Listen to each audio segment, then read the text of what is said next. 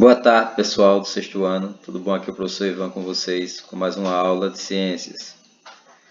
E na aula de hoje nós iremos trabalhar, dando continuidade ao que nós abordamos na semana passada, sobre misturas, né? E dessa feita, a nossa aula é a aula de número 4 e iremos trabalhar misturas homogêneas e heterogêneas. Esse material, pessoal, vou deixar disponível aí no final da aula, no formato PDF. Essa aula ali está em vídeo, eu vou disponibilizá-la para vocês no formato PDF no final da aula, ok? Para a gente entender logo de cara um pouco sobre misturas homogêneas e heterogêneas, eu vou trazer aqui um exemplo aqui, ó. Nós temos água misturada com açúcar, né? Essa água misturada com açúcar, ela é uma mistura o quê?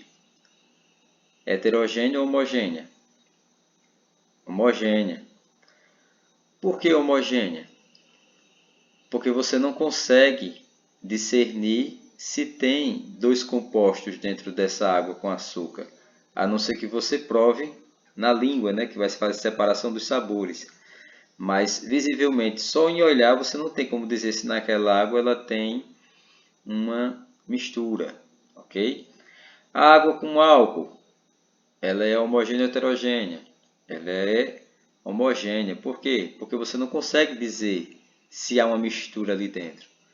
Agora, quando nós colocamos água e óleo, é possível ver a água e o óleo naquele copo.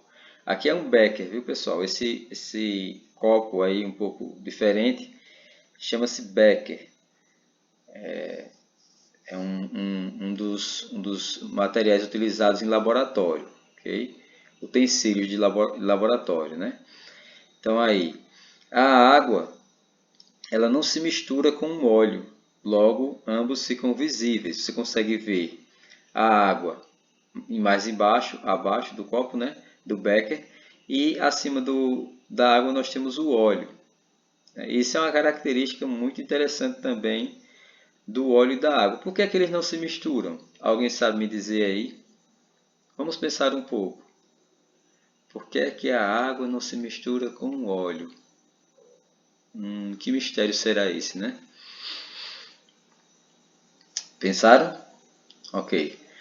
Vamos lá. Por que não se mistura? Porque a água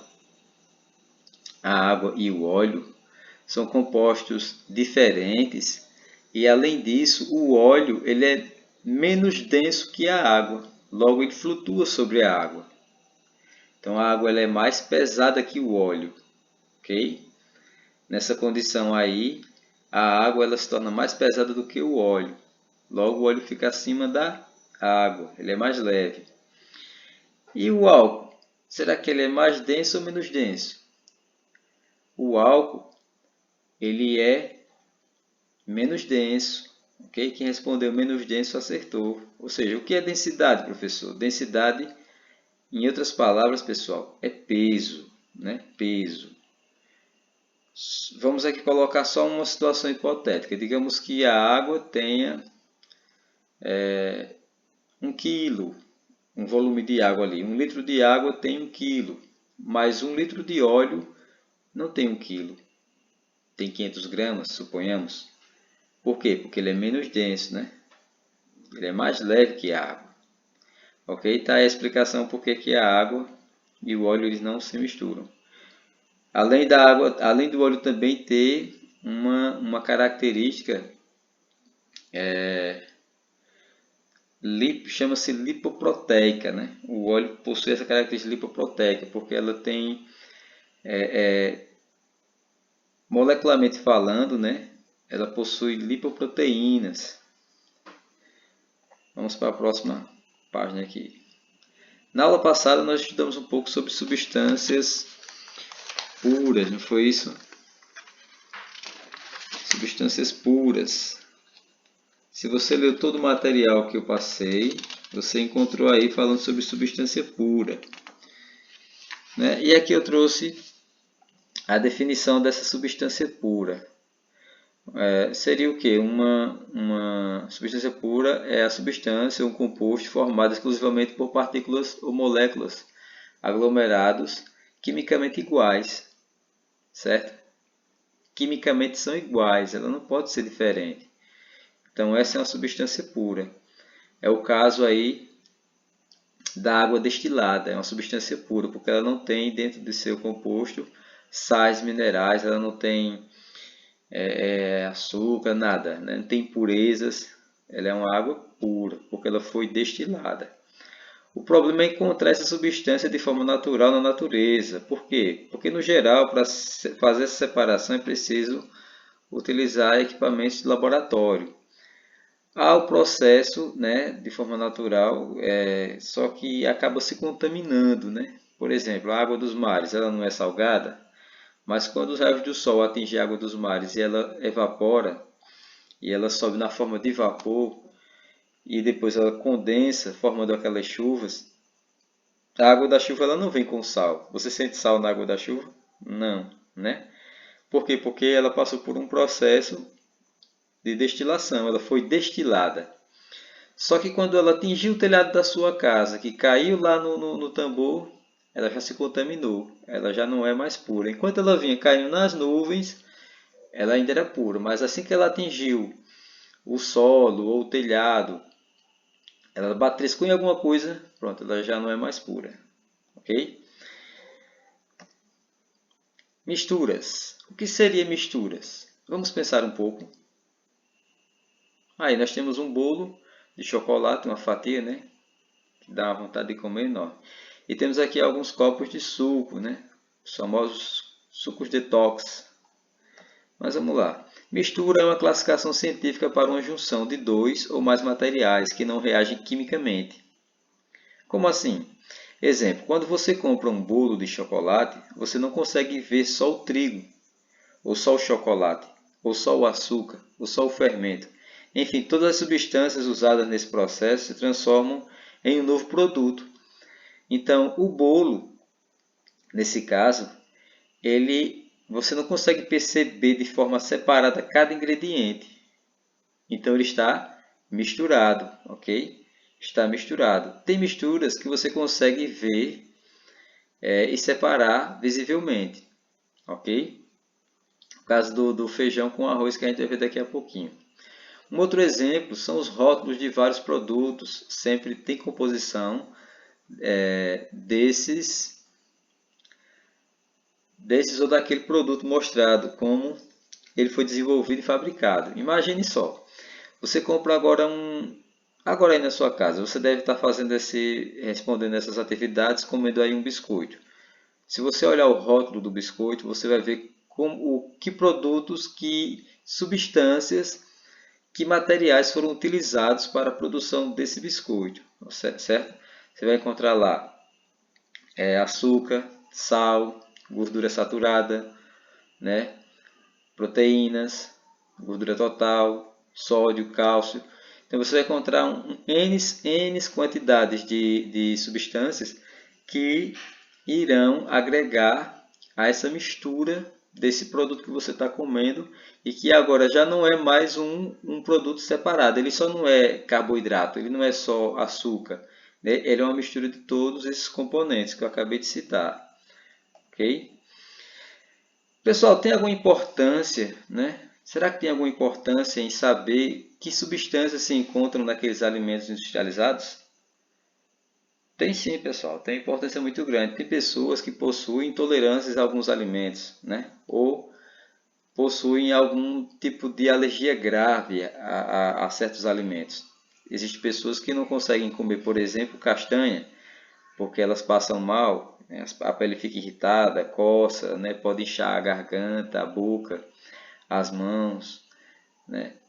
Geralmente afeta muito a pele e o sistema respiratório também. Tem pessoas que, se comerem algum tipo de alimento da qual eles têm alguma intolerância, elas começam a espirrar, né? Porque o organismo ele não está preparado para aquela substância.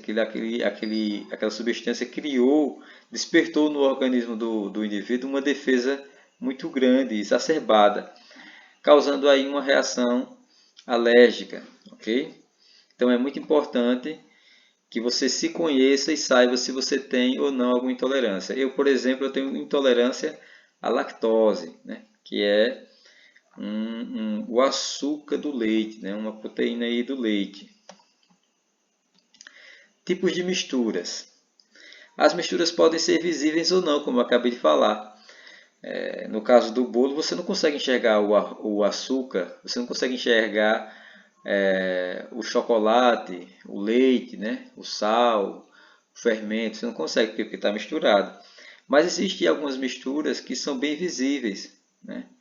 E essas misturas que são bem visíveis, você consegue definir. Por exemplo, aqui nós temos um prato de arroz com feijão.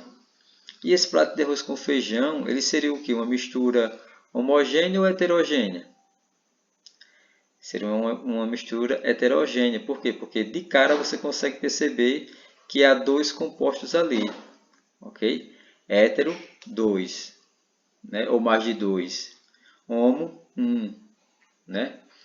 Você não consegue perceber mais de um. Homo, homogêneo e heterogêneo. No caso do bolo lá que eu falei, ele é uma mistura homogênea ou heterogênea? É uma mistura homogênea, né? A não ser que a não ser que dentro do bolo tenha alguns, por exemplo, pedaços de frutas que você consiga definir. Pronto. Ali nós temos o bolo e temos uns farelo de coco por cima, né? Um coco raspado.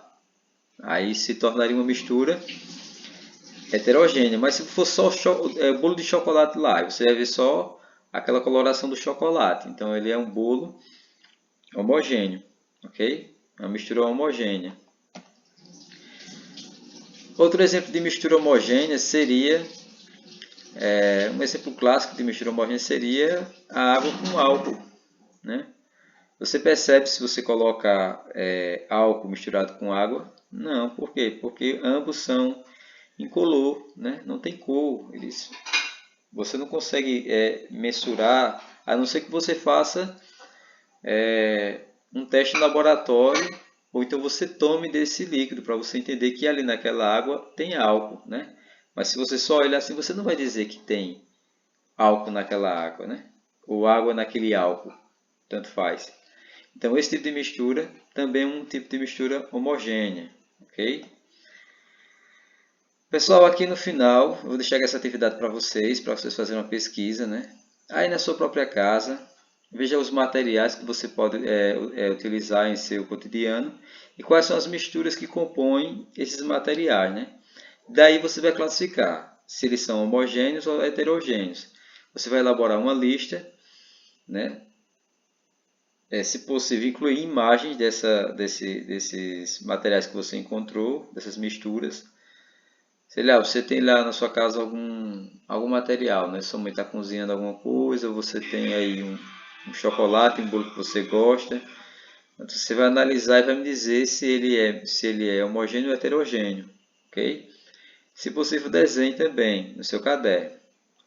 Então, pessoal, bons estudos para vocês e até a nossa próxima aula, segunda-feira, né, Ciências, e sexta-feira nós teremos aí mais uma aula de ensino religioso. Uma boa tarde e até a próxima. Tchau.